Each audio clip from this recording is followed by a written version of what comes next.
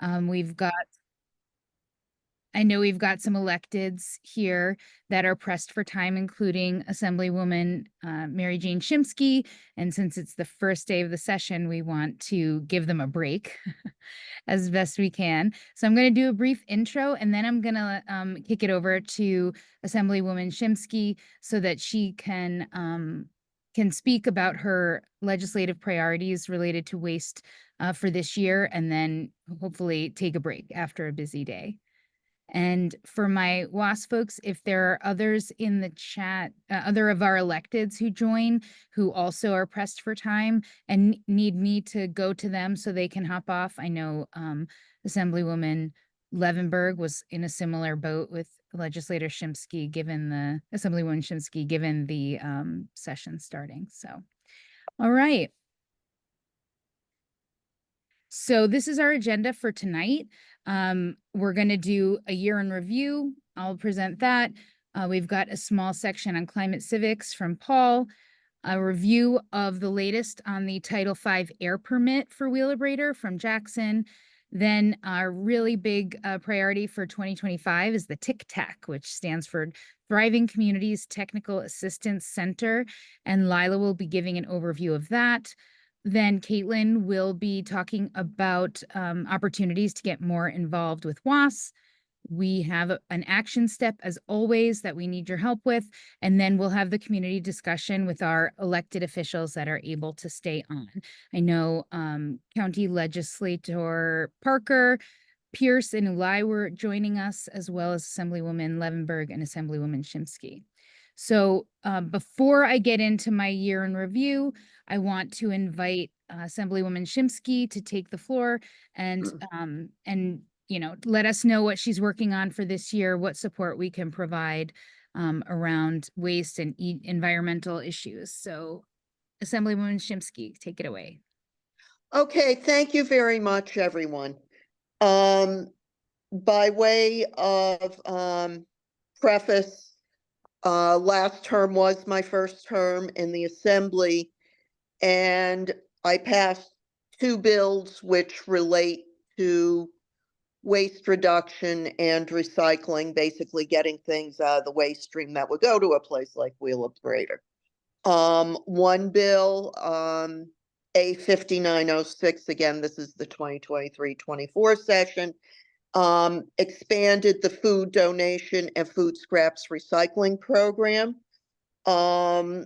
It gradually, every couple years, will reduce the average tonnage requirement for places to use this program from 2 tons a week down to half a ton.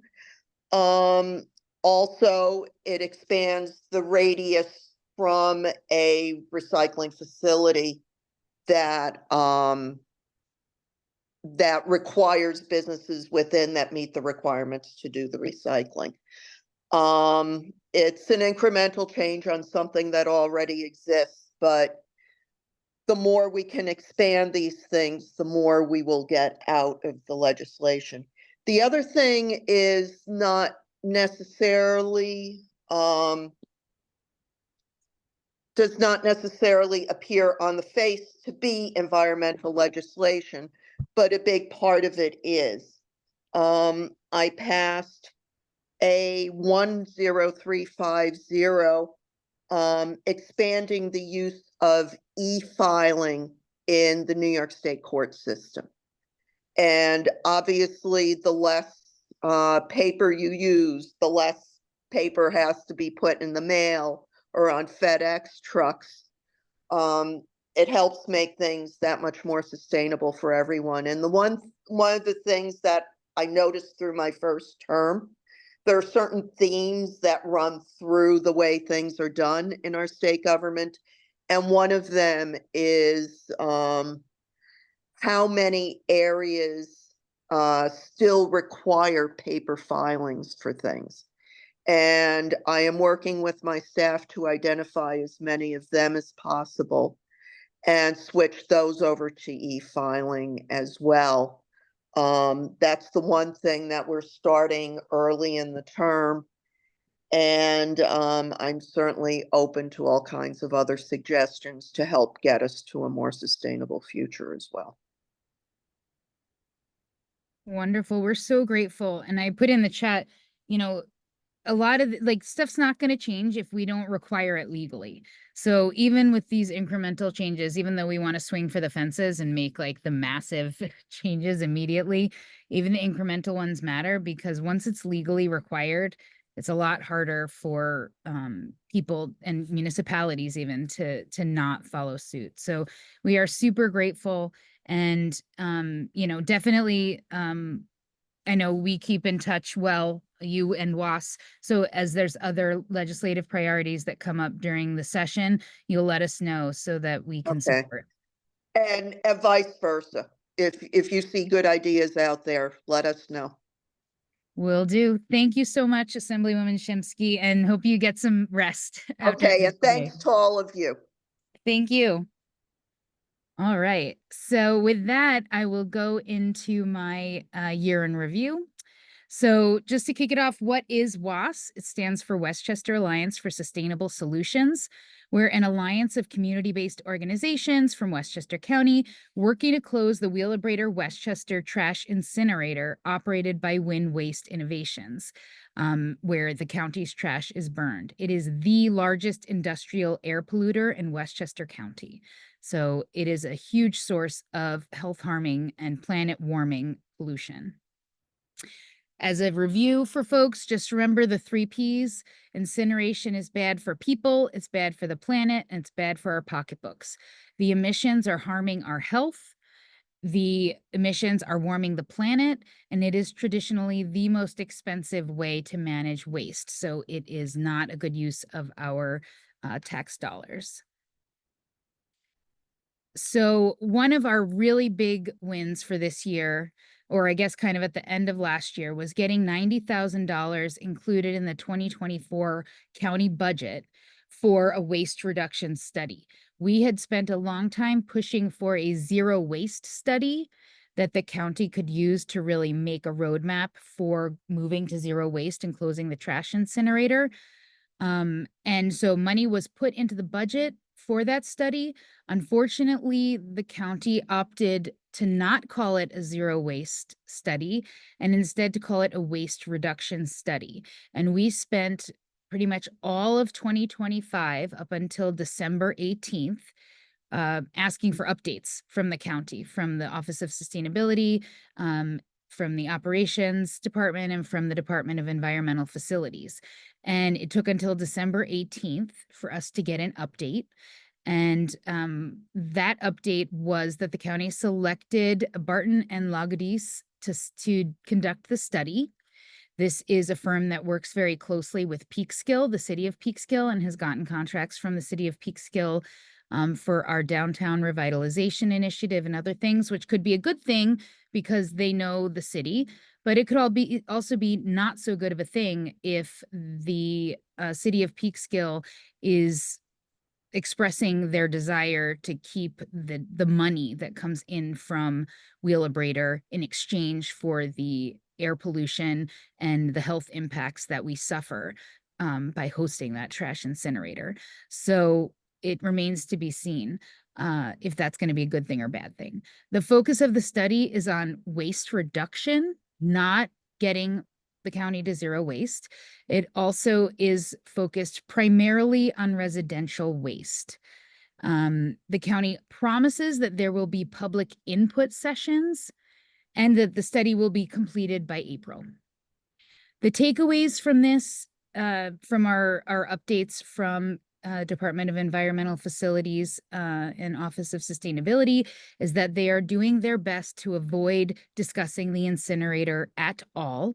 They will not say that this study is to reduce waste going to the incinerator or otherwise anything having to do with the incinerator at all. They don't want to mention it. This study does not set a goal of ending reliance on incineration. It doesn't set a goal of achieving zero waste. It doesn't even set a goal of reducing impacts on public health or the environment from the incinerator because it refuses to acknowledge the existence of the incinerator. We think the focus on residential waste is really misplaced because it doesn't account for the significant amount of non-residential waste and the toxic nature of non-residential waste, where there could be a lot of health improvements from addressing that class of waste, but they opted for residential waste. We're worried that the study is kind of just going to waste our $90,000 and land on recommendations for more educational programs for residents about diversion programs that already exist, instead of actually implementing systemic changes that will reduce the waste and get us to zero waste. The other major concern is that there's been no input from impacted communities or the public in drafting the RFP, or of drafting the scope of work, or picking a contractor. There has been zero public input on the process. And if they are going to be holding these public input sessions before the study is complete, what are we giving input on? We didn't have input on the RFP and the scope of work. We won't have seen the results of the study. What are we providing input on? And if the study is going to be completed by April, they haven't even announced dates for these input sessions. How is this going to incorporate the public feedback?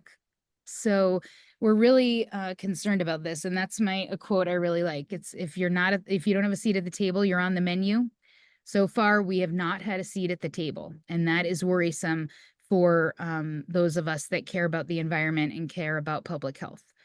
We'll hear more from our county legislators. They just had a committee meeting on yesterday where DEF also presented to them. And I know Legislator Pierce was asking a lot of pointed questions, and a lot of what we've learned has come from that meeting and her questions. So we can hear more from her.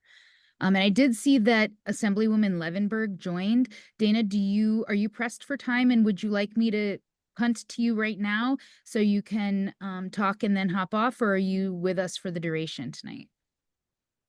Wait.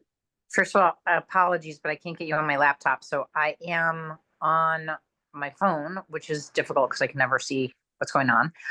But I would love to have an opportunity to just talk quickly. We just kicked off session today.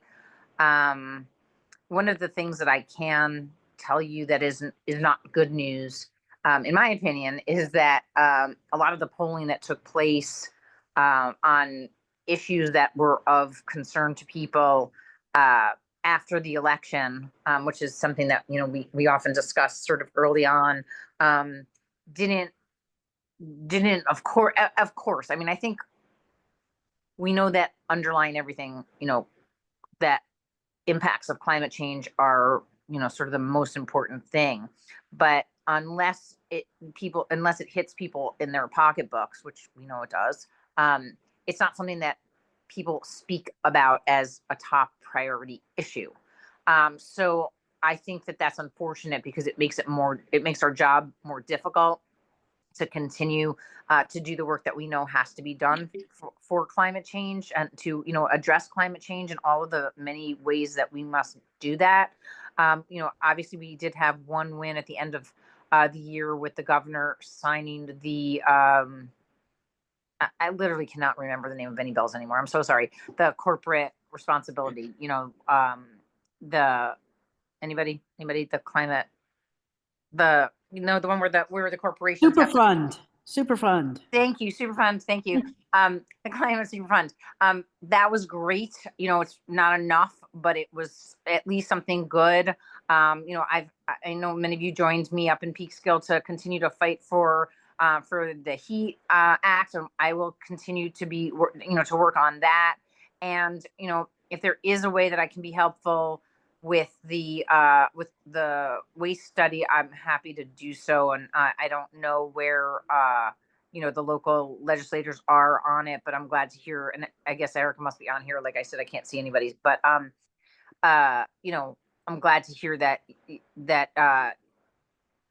there are legislators who are digging into that to try to figure out how to make that that study useful, it is too bad that we're not looking at zero waste, but I guess, you know, everything is a start, and I don't know what went into getting it or calling it waste reduction versus zero waste. I'm just trying to see if there's anything else. Is there anything else specific that you wanted me to talk about, Courtney? I mean, the like that's sort of the big thing is just, you know, we're just going to continue to do our best. I mean, I guess in terms of Indian Point, we're just seeing lots of little actions and workarounds and concerns that we have, and where, you know, we continue to do our best to hold PSC's feet to the fire, in terms of what they're doing to maintain this. But there do seem like there are some things that they were doing that would make it easier for large amounts of water to be used for a variety of types of things without oversight from the state.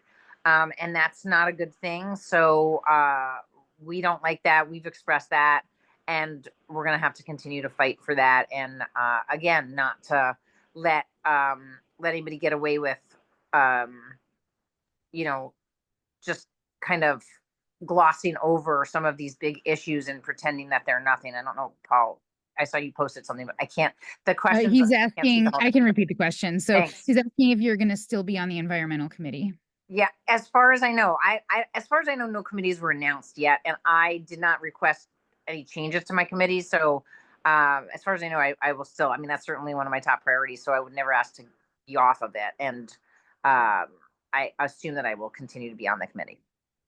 Awesome. That's and it. what about packaging reduction? Is that going to make a second run for passage, or? I think so, but you know, there, like, I think it didn't pass the Senate, and or there was some change to it at the end, and you know, all this crazy stuff always happens at the end of session, and then like I think it got watered down. I think that's the one that was watered down, and then the Senate didn't want to pass the watered down version of it, so I can comment on that. They didn't water, they ended up reverting it back without watering it down, and the Senate passed it, but it was so last minute and it had to age. So by the time it got to the assembly and Hochul pulled the plug on congestion pricing, it was down to that last day. You guys ran out of time to bring it to. Yeah, and that was infuriating also at the end of session with congestion pricing, like suddenly putting us into a tailspin. I mean, it's always hard enough just to get stuff done, but having that added to it. Of course, it's disappointing also that congestion pricing was watered down, but I guess, again, better than nothing. I guess it's hard to say, but certainly I was outspoken about supporting congestion pricing. I think even the speaker was in favor of it. You know, why it all happened the way it did is, I thought, was somewhat of a disaster. I know the Senate certainly thought it was. And you know, like I said, it sent us into a tailspin at the end of session, which meant a lot of stuff couldn't get done. Yeah. Well, we appreciate you getting back up there and getting back to work. Both of, and it is not lost on me that of the elected officials who committed to joining the call tonight, all are women. So thank you for being in Albany, repping us, and I'm looking at both of you on my screen, Mary Jane and Dana, for being stalwart advocates up there. We really appreciate it, and appreciate you coming on to talk directly to constituents tonight on the first night of the session. So thanks so much. Thank you. Thanks for all you guys do. Thanks. We'll keep you posted, and hope you get some rest. Okay. Appreciate it. Thank you. Bye-bye. All right. So that's great updates from Albany. Moving on our agenda, the compost pilot program. So this WASS cannot take credit for this. The Board of Legislators undertook on their own, and it is awesome. So they passed a $1.3 million bond to construct a larger facility for food scrap recovery. And the idea with this bond is to do a pilot program that will allow them to understand how we can compost countywide, how we can do food scraps recycling countywide. This is the kind of systemic change that is going to get us to zero waste and get us off of trash incineration. So a quarter of what is burned at the trash incinerator is food waste. And because food waste is wet, it requires a lot of fracked gas to operate, to burn hot enough to be efficient. So it's kind of like a double whammy in terms of the climate. It uses the methane in fracked gas, which is 86 times more potent than CO2. And it uses that gas to then burn the food scraps to generate all the pollutants and all the greenhouse gases that come out after incineration. So if we can divert that, it will be a real benefit.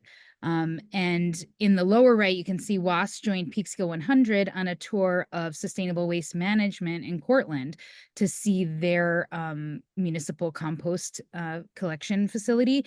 And it was amazing to see. And I was shocked how little it smelled. There was not a lot of bugs or no bugs, no stink, nothing like that. It kind of just smelled like dirt and garden. So I really, and we're very grateful to the Board of Legislators for passing this, and for DEF, Department of Environmental Facilities, for undertaking this, because we think this really, they should be applauded, because this is the kind of systemic change that we need, which is to understand what it will take to do food scraps recycling countywide. See. So with that, I would like to kick it over to Paul to talk about climate civics. Okay. All right. Hello, climate cousins. I guess that's a new term I'm going to use for 2025, because we all are related as a family, and it's really good to be united in this effort for planet Earth. One thing I'd like to share is that, we're in a very, very important year. We do have elections that are coming up for our county legislators, and if you do come into contact one, make sure you utilize that opportunity to ask them what their plans are for, zero waste or waste management. If someone's coming to you for their vote, really capitalize on that opportunity to find out what their stances are on how we could, really achieve the true goals that we want to achieve in regards to transitioning away from the Wheelabrator incineration facility. Not every county legislator has the attendance record of attending our meetings, like a legislator Parker, legislator Ulai, who else? We have some really dynamic legislators that have taken the time to attend our meetings, but we have to really make sure that we're literally fielding the field in terms of knowing what it is, the opinions of our legislators, so that we could use that as opportunity to support environmental education efforts. So please make sure that gets done this year. All the county legislators, even though the facility is in Peekskill, I think it's represented with Colin Smith. All of the county legislators have districts where communities are, contributing to the solid waste stream that's being treated in Peekskill. So that's it on my end, and thank you all for everything you're doing. Awesome. Thank you, Paul. All right. And with that, I would like to invite Jackson to go ahead. He's going to update you on the work we've been doing to try and understand what's going on with the expired Title V air permit. Jackson. Hi. Yeah, so this is mostly just a timeline of what's been happening over not only the last year, but ever since Wheelabrator applied for the new permit. So the permit has technically been expired in 2021, but it's still just sitting in limbo as the DEC is still just reviewing things and going through their process. It's technically not expired. It's an admin extension because Wheelabrator did file all the appropriate forms and renewal actions like within the appropriate time frame. This isn't Wheelabrator's fault unless we're talking about some of the pollution in the neighborhood. But as far as the permitting goes, Wheelabrator did conduct everything as best as they could. So in this past summer, we at WASS filed FOIL to the DEC just to try to get some information. Everything basically runs everything basically runs according to the CLCPA, the New York's climate legislation. The DEC, in the documents we were able to get with correspondence between Wheelabrator and the DEC. The DEC admitted they're running very behind schedule, I think not just on Wheelabrator, on other projects around the state as well. So the CLCPA, it requires a statewide inventory of power plants.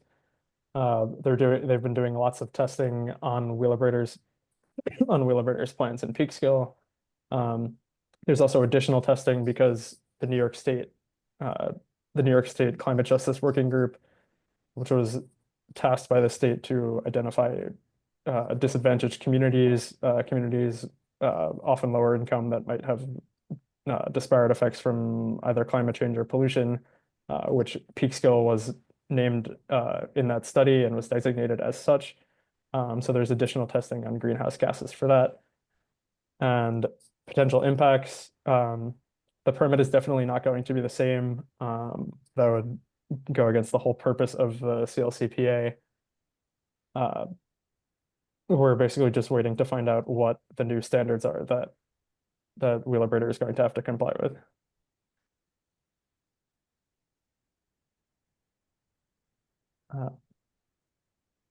Okay, so next is, so what is actually happening now? The permitting process is still in limbo, although I think we might have just discussed recently that it might be hopefully done by April. I don't know if Courtney can speak to that. Oh, sorry. Yeah, who knows? I mean, this has been expired for years, and every year in the beginning they were telling us like, oh, in the spring, oh, in the summer, in the fall, and then they kind of just stopped giving us estimates. So Yeah, I'm not being too much stuck I in will it. just jump in and say, like, there's no way it will be April. They can't, I don't think, issue any kind of permit until they've adopted greenhouse gas regulations under the CLCPA. And that will be a whole rulemaking process that will take time. And I think they're not going to issue any permits until the GHG regs are in place that will control these plants. So we're in a huge delay. Yes, so we're all kind of just waiting for the public participation plan so that we as Westchester residents can give inputs into the process. There was a public participation plan originally scheduled for this past September, but it's just been indefinitely delayed until there's more information coming from the DEC about how their process is going. But if anyone is interested in getting an update as soon as possible, whenever that ends up being, two people to contact would be Denny Escarpita, who's in charge of the White Plains sub-office of the DEC Division of Air Resources. His phone number is listed on the slide, as well as Wheelabrator's project liaison, Lori Smith, and her email is listed as well. Great. Thank you so much, Jackson. And I just have to say, for folks who might not realize, the information on these slides was hard to come by. So I have to thank Jackson and Lila and Travis, members of our WASS core group, for foiling documents, sifting through documents, spending hours in the DEC office, having brought her own printer. Lila had to bring her own copier to make the copies of paper documents. So a tremendous amount of work went into to getting the documents, collating the documents, drafting the FOIL to request the documents. So many thanks to our volunteers who have worked so hard on this. And also thanks to Senator Pete Harcum and his chief of staff, Brian Pugh, who have really been good about when we can't get answers from the DEC or any responses, they've been keeping tabs on things and reaching out to them on a regular basis about this. Because it was years ago, before Dana Levenberg was our assemblywoman, when it was Sandy Galiff. Sandy Galiff and Senator Harcum pushed immediately for public hearings on this air permit renewal. And these many years later, Senator Harcum is still advocating for that. So a real thank you to those electeds for that. So with that, I'd like to bump it to Lila and just do a time check. It's 8:05, and we definitely want time for our discussions. So Lila will try to be respectful of everyone's time and give you the lowdown. Go ahead, Lila. I will go quickly because I am the teaser for what is to come ahead. You've heard us talk about what we've been doing with, you know, trying to do policy work and help the county. Also thinking about how are we ultimately going to shut Wheelabrator with or without the county's help. So looking forward to 2025 with all these other things in limbo, we are happy to announce that we have that we've entered a partnership that will help serve environmental justice communities in Westchester County and help us grow our coalition. So we are partnering with a group called We Act to help bring funding and technical assistance to environmental justice in disadvantaged communities. So I'm just going to say EJ communities from here on out because that is the federal term and that which We Act is getting funding to accommodate. Our local laws say disadvantaged communities, same thing for the moment for our purposes. Sorry, next slide.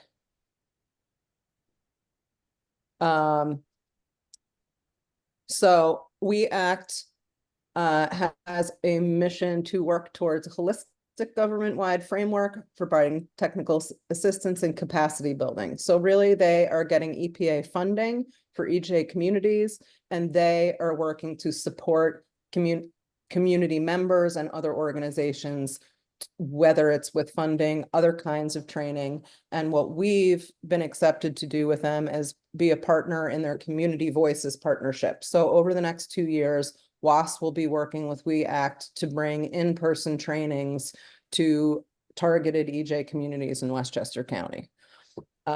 Next. So this covers a few of the areas where they work.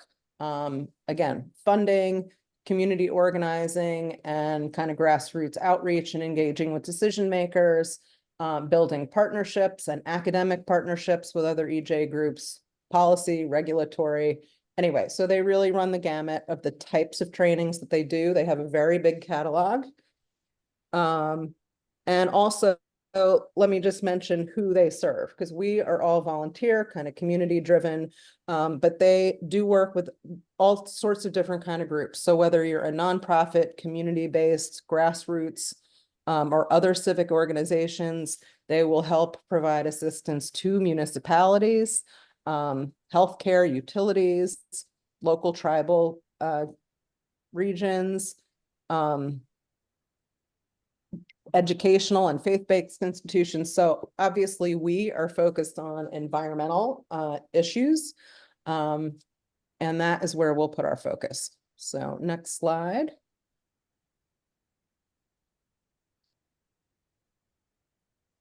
All right, so Community Voices does mean this in-person training. So we're going to be reaching out to communities in Westchester for feedback about the type of training and help they actually need. We don't want to dictate that to these communities, though we are focused on the incinerator. That will not be necessarily what it's all about. So if we can go next slide.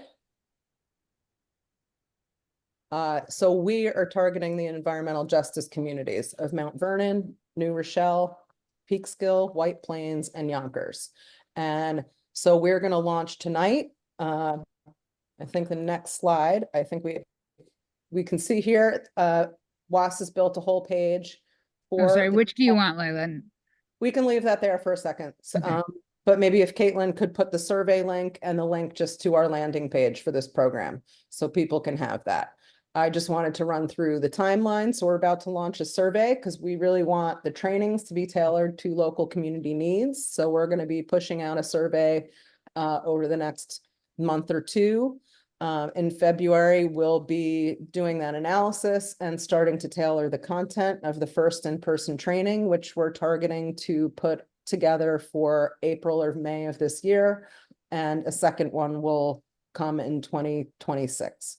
So next.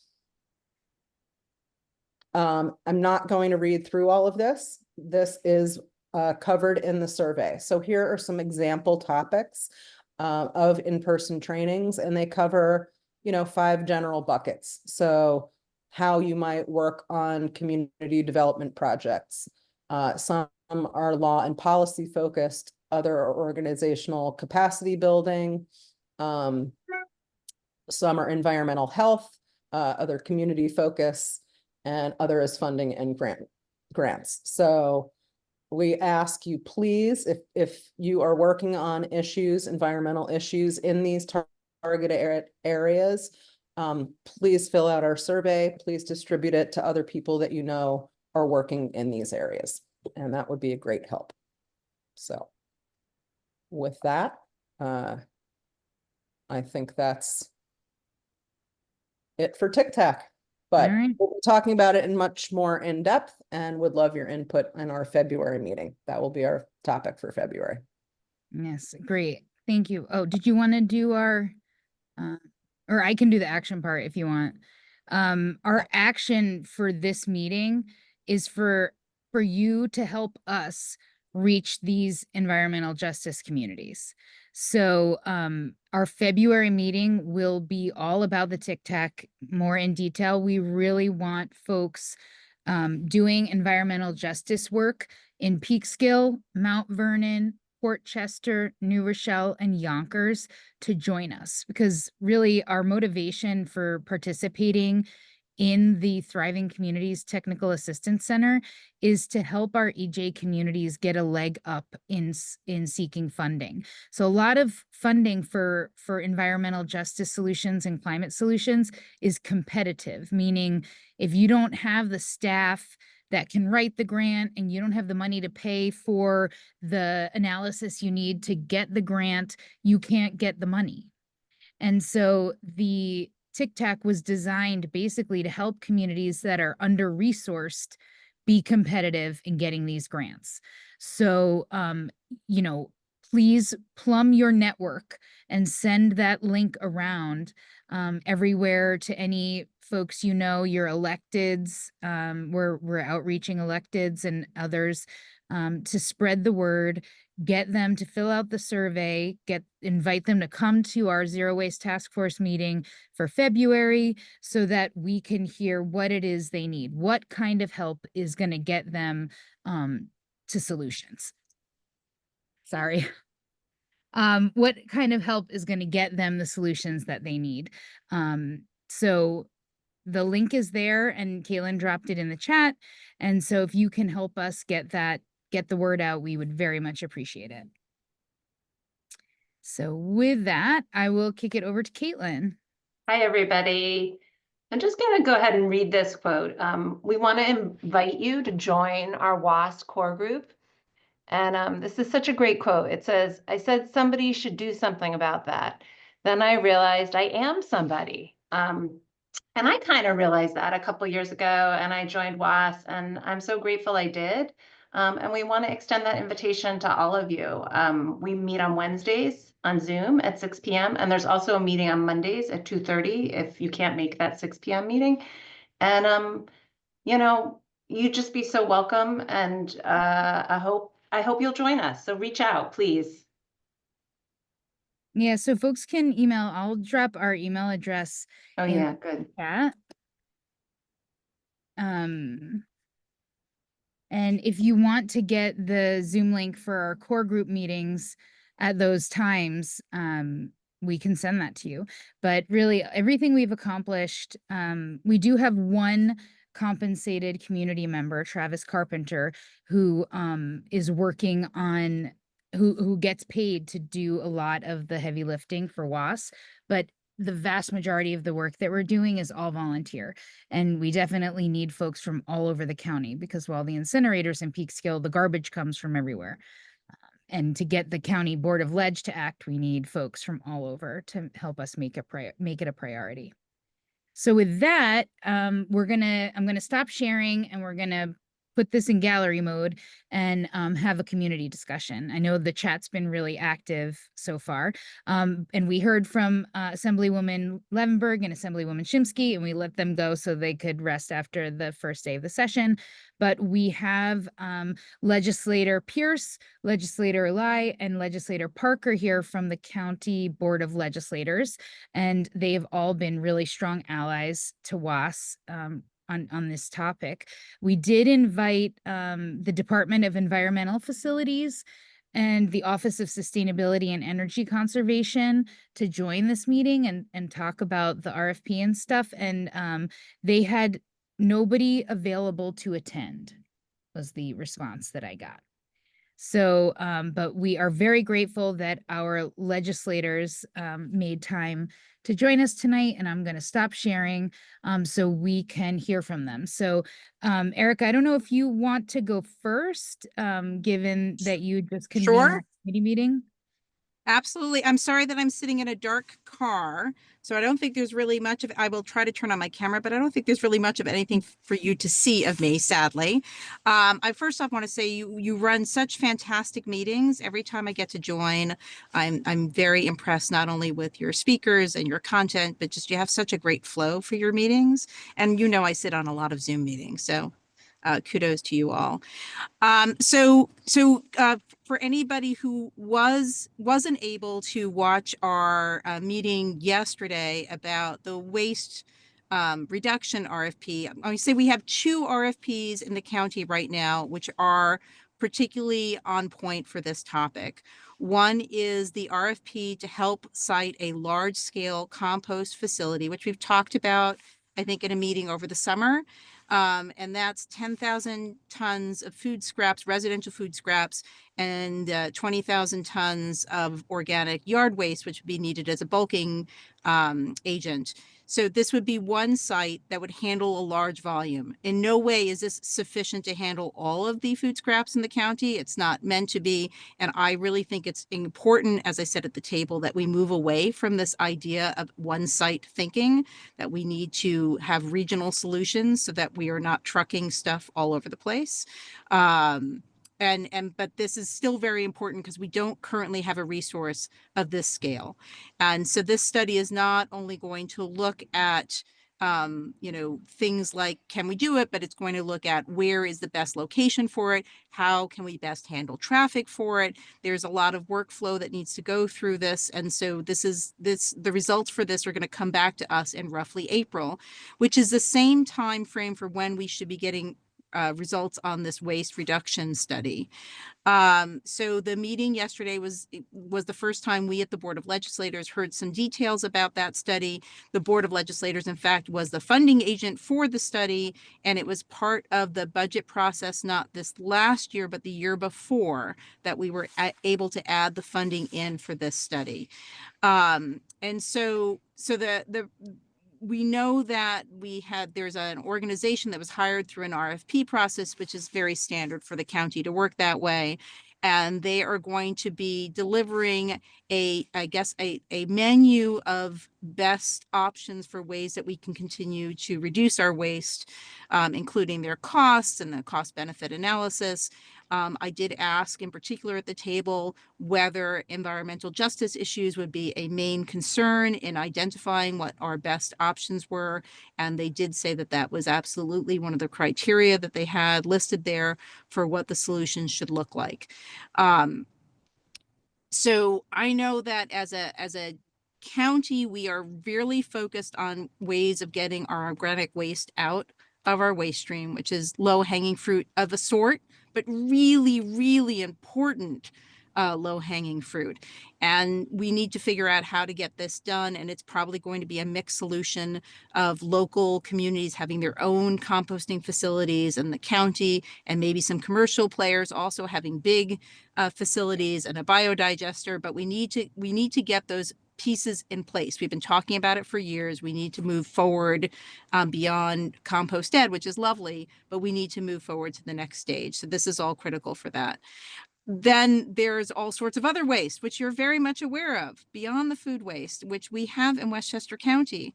And we have to figure out how to reduce that. We need state legislation, most certainly, to be part of that process, because even if Westchester County did all the right things without that helping producer responsibility legislation, we're going to be really struggling against the curve. So we have work we have to do, not only locally, but to agitate our partners, like our great folks from the state who you heard from earlier today, and Pete Harcum. And that's kind of where that aspect of things, when we're just talking about waste reduction, currently sits. Happy to answer any questions, but I probably talked enough. I think we have one from Lila. Her hand is up. Lila, do you have a question?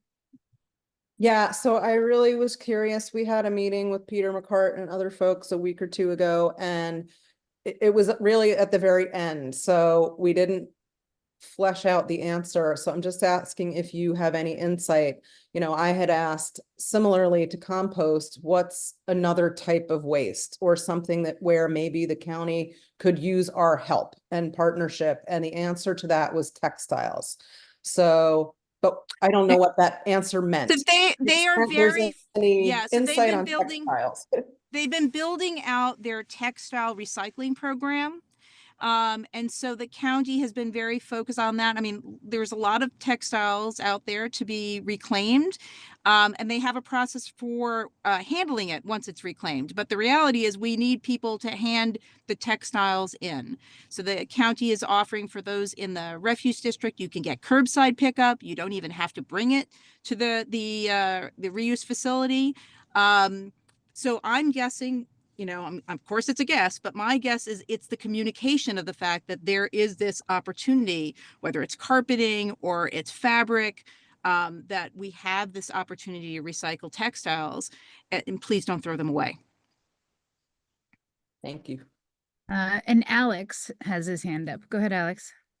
Yeah, no, I've been in the waste management world for a while, and I've spoken to Louis Vitrone and interviewed someone else like 6 years ago before I went to graduate school. And a lot of the stuff that, you know, I'm seeing now is stuff that we started doing or we're just getting started with regards to food waste back in 2018. And it doesn't feel, I mean, like, have we mapped out an array or a map of solutions? So for instance, we have someone on the call right now who does curbside pickup and brings it to New Milford farms.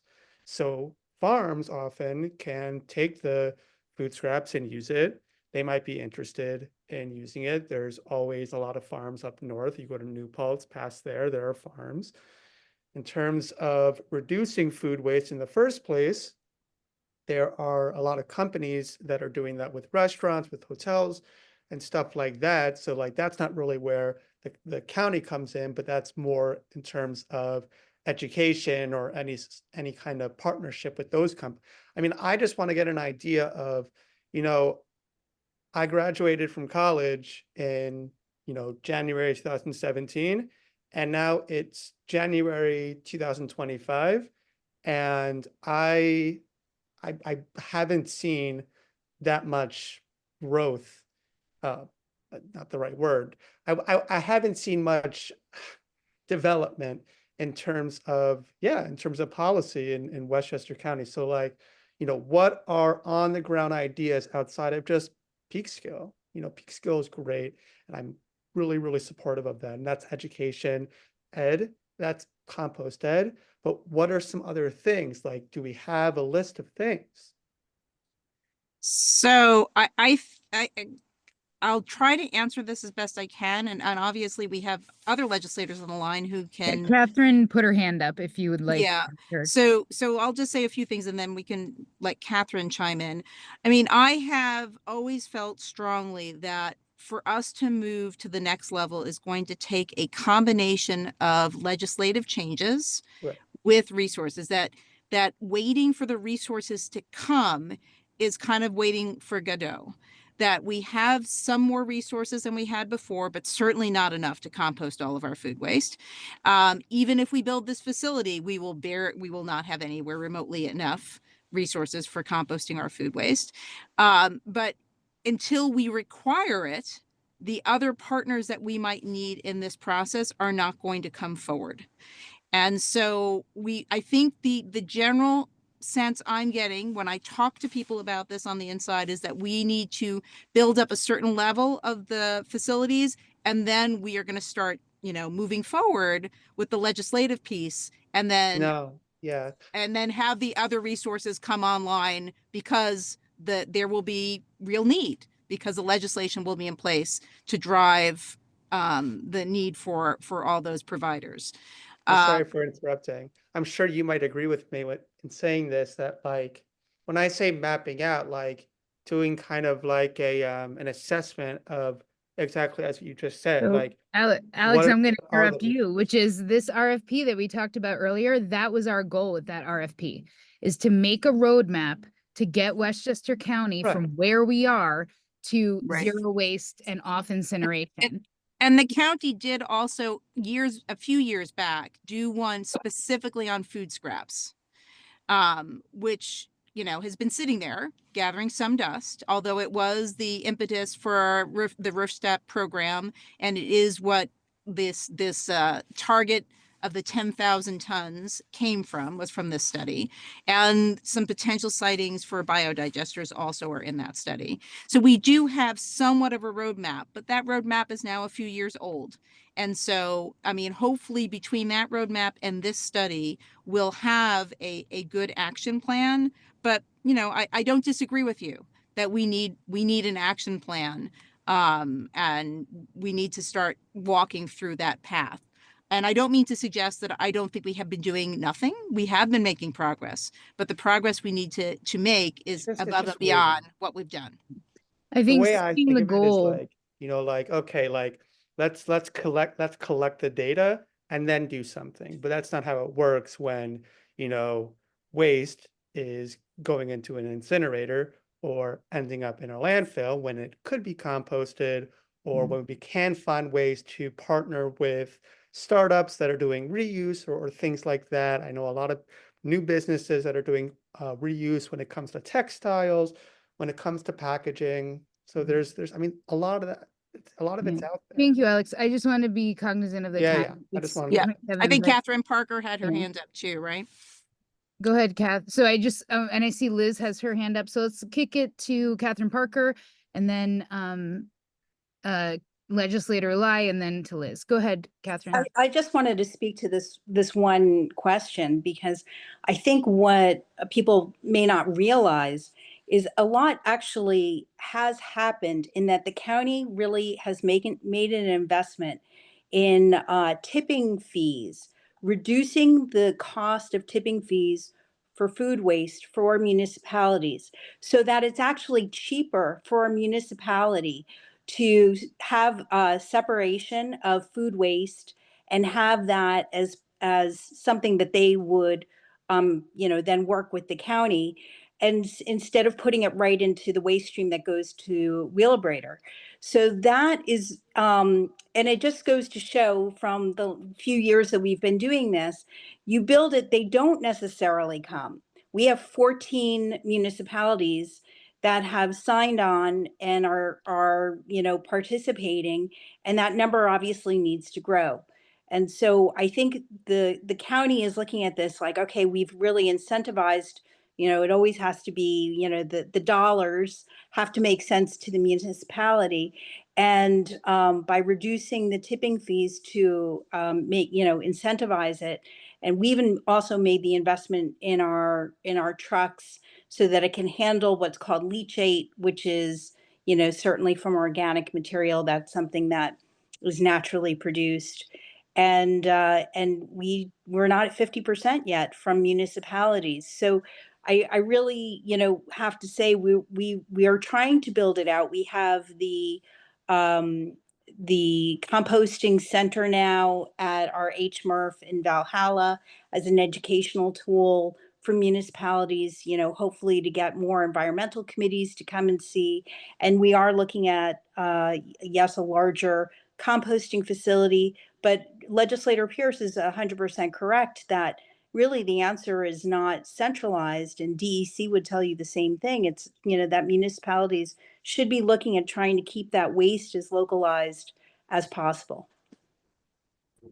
Thanks, Catherine. And I want to go now to Legislator Lai, who has also been a really strong ally for us in her well, the incinerator is in Colin Smith's district. The wind doesn't know to not go those couple miles south into Legislator Lai's district. So go ahead, Miliana. Thank you so much. Yes, I've been honored to join you all for many meetings over the past year. During my first year as a county legislator, I'm with you on understanding how serious it is, the impacts of wind waste, the incinerator, and of course, all the sustainability initiatives that we have to push forward.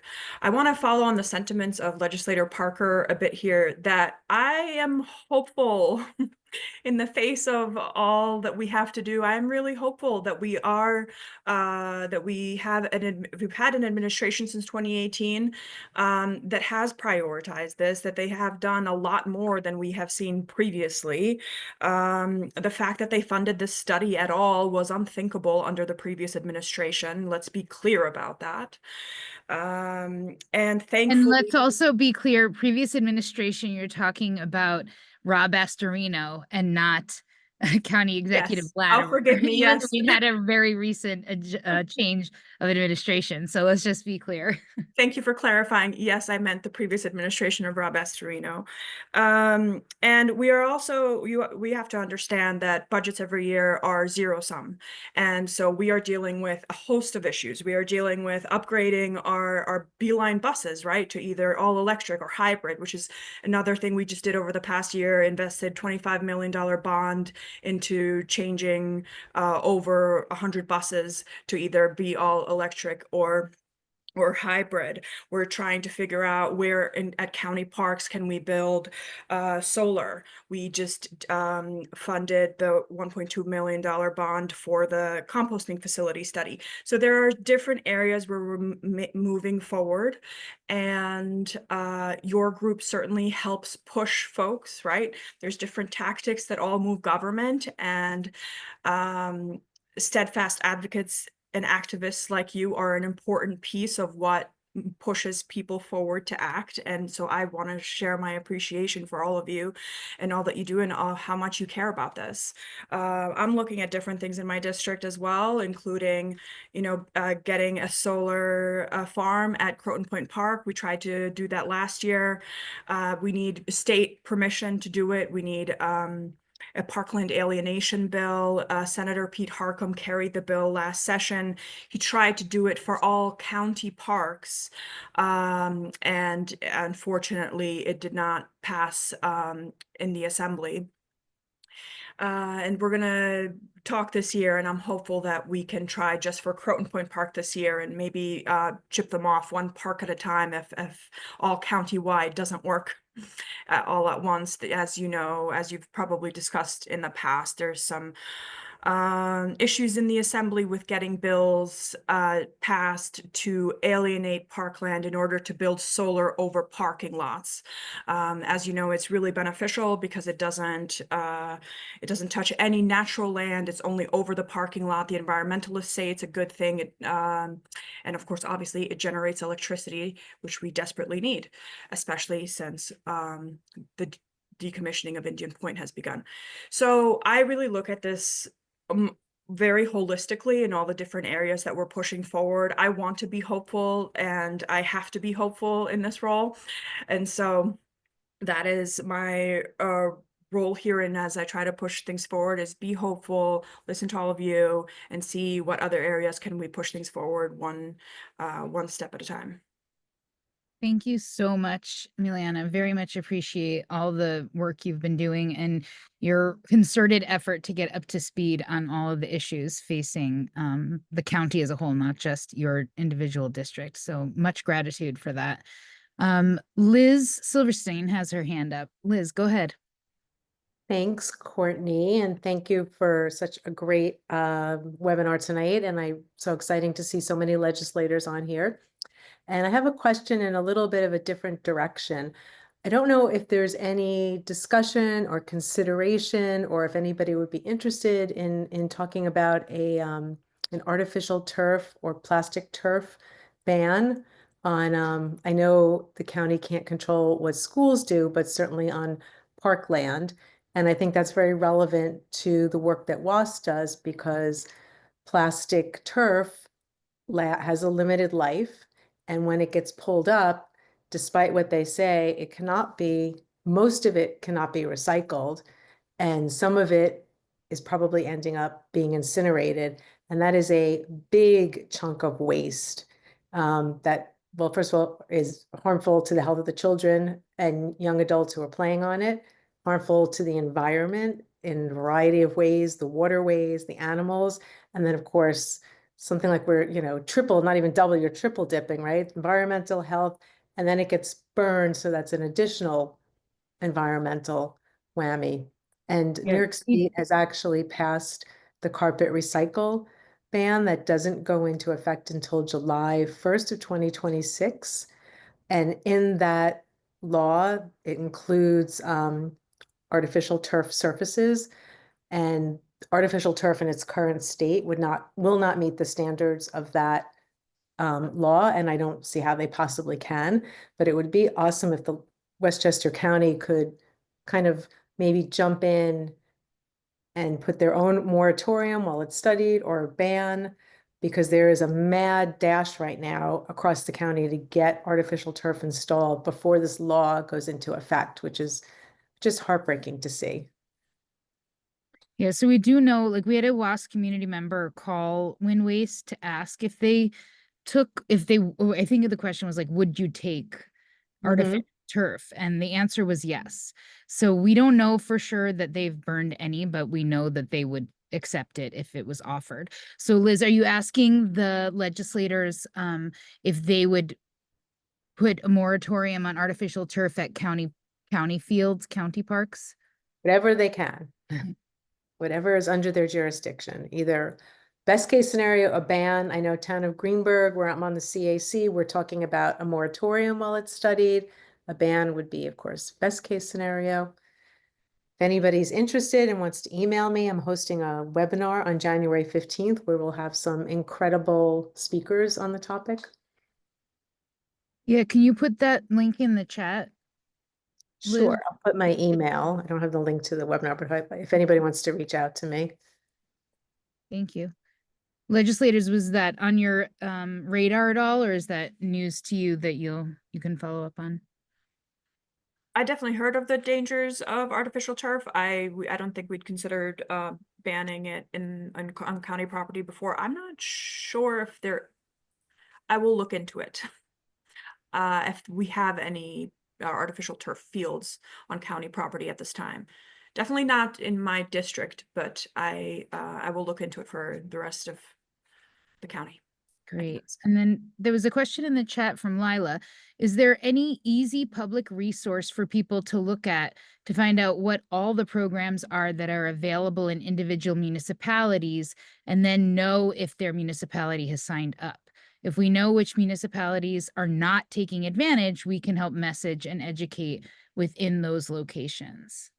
That would have been a great question for DEF if they had agreed to join us.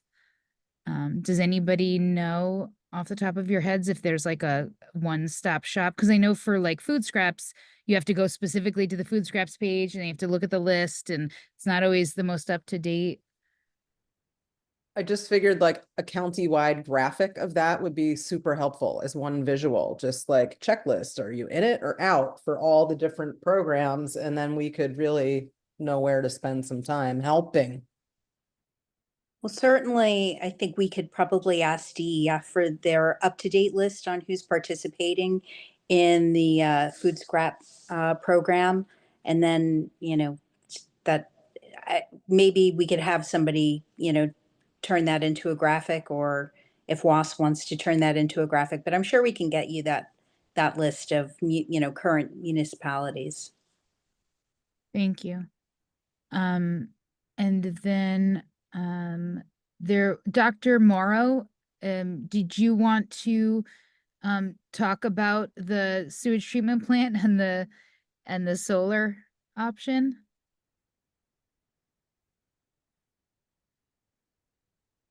Thank you. Well, we are looking over the years at trying to deal with the 110 million gallons of sewage that come down into Southwest Yonkers, where the numbers that have from the disadvantaged communities studies show that we're happily 26 percentile of age, but 97% of sudden death. So we're looking at what's coming out of the plant, because the plant does not do that. And looking at particles, looking at volatile organic compounds, looking for funds to do that in a bigger way, using the local high school students to work with us on that. Of course, one of the easiest way to think about it is if you've got 36 flat acres, you could cover it up with a roof to at least contain some of the damage, stop the flares, and put up solar panels to pay for all of that work. You got 36 flat acres that are always in the sun that could be connected to the grid. Of course, the other half is that the plant is in its last 2 years of life. It's hard to know that it's still breathing. It's just farting. But we really need to address the issue. Certainly, generating solar power from that area would cover a lot of the cost. But there's no excuse for all the deaths in my community that are related to what comes off of that plant, where all the people who flush toilets on the left-hand side of the county flush into Southwest Yonkers, which is an example of a DAC, or whatever we want to call a disadvantage, or whether we want to call it under-resourced community. And we're not going to let that sit for much longer. We're gaining momentum, putting together groups to fight that together. And I think you're going to hear a great deal more about that and a lot less passivity from the government and us. The government in Yonkers has been quite passive about all these issues. And I think that there's going to be a good deal more noise coming out shortly. I'm the secretary of the BZAC Environmental Center, in case you're wondering where I'm coming from. Thank you, Dr. Morrow. Yeah, Yonkers and Peekskill have a lot in common in that regard. Like, we have these county, and it's really hard, I think, because we are communities that the county chose to put this polluting infrastructure in that nobody else wanted. And, so the health and well-being of our communities was, sacrificed to the benefit of the county at large. And if you look at the health impacts facing Yonkers, facing Peekskill, they're worse than the rest of the county. So in effect, it's Peekskill and Yonkers residents suffer health impacts, so Scarsdale and Chappaqua communities can have clean air. And that, I think, is what WASS is trying to fight back against. Like, our county chose these solutions. Our county can choose different solutions that do not sacrifice the well-being of any community here. And especially with waste, whether it's human waste or or the kind of waste that we throw away in the garbage versus what we flush down the toilet, there are alternatives that don't harm our kids. And that's what we're really looking forward to implementing. So again, like another aging county infrastructure piece.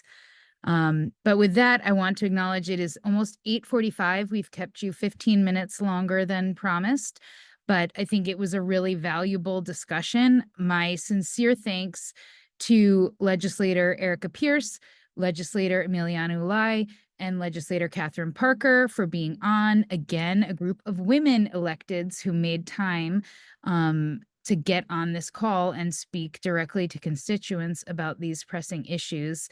We see you, we recognize you, we're very grateful.